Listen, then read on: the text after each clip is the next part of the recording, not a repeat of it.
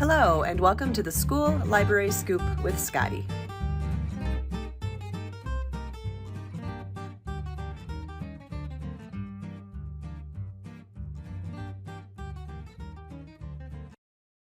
In today's episode, I am going to show you CultureGrams, and I don't even know if 5 minutes is enough for this, so I really hope that you'll take some time to explore on your own. CultureGrams is one of SDSL's free databases, so of course I am on the South Dakota State Library homepage, which is library.sd.gov, and I'm going to click on Databases, which takes me to our complete listing, A to Z. And I'll scroll just a little ways until I get to the C's to CultureGrams. All right, so when I get to the home page of CultureGrams, I have a few options. I have World Edition, Kids Edition, States Edition, and Provinces Edition. Now, this is such a cool database because a lot of you have been asking for some more cultural type databases, and I just want to show you some of the options that we already have.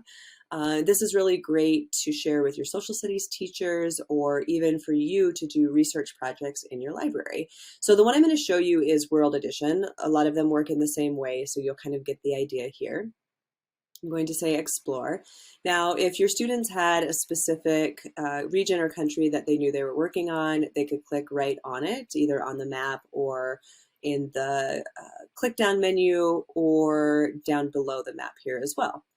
But what I want to show you that's really cool is this menu of links at the top. So I'm going to start with the end and go to Graphs and Tables. So you can look at graphs and tables that CultureGrams has made, or your students can build their own. So just to give you an example of that, if I wanted to do a comparison table of Central African countries, and I want to look at both their area and their population, I can create that table. I might not show you that because I went to a different tab, but it'll create a little table for you. You could do the same thing with a graph and then with a bunch of different data. So your students have a lot of abilities here to look up a lot of different ideas with all of these countries and regions. You can also look up flags. So it'll give you all of the flags, or you can look them up by country. You can enlarge them. You can print the outline of them as well in color. If I go to recipes, this is great. I can click on any of these countries. So I'll click on Afghanistan and I get all of these recipes for Afghanistan, which make me really hungry, actually. So this would be a great project as well. Famous people from these different countries. So I'll click on Andorra. Andorra is a tiny little country between Spain and France. And this will give you famous people from the Principality of Andorra. And again, all of the different countries would have those listed as well. I can click on interviews and let's click on Anna. So I get an interview with a 30-year-old female from Albania. You can read the interview or you can listen to it. And same thing with any of these. It asks a variety of questions and just kind of gives you an idea of what life is like in those countries. Same thing with videos. So again, I can click on a country. I can click on, let's go soccer victory, and I can watch this video of tens of thousands of Algerians celebrating the return of their national soccer team. So pretty cool. I'm gonna stop that. Slideshows.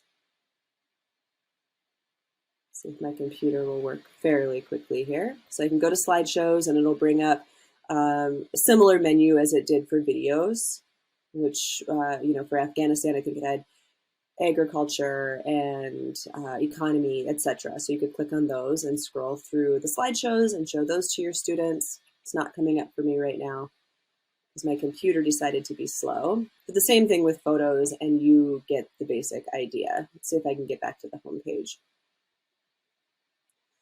So this is the same as we're waiting for this to load. If you were to click on the United States version or the Canadian version or the kids version, you would get the same options. Here we go.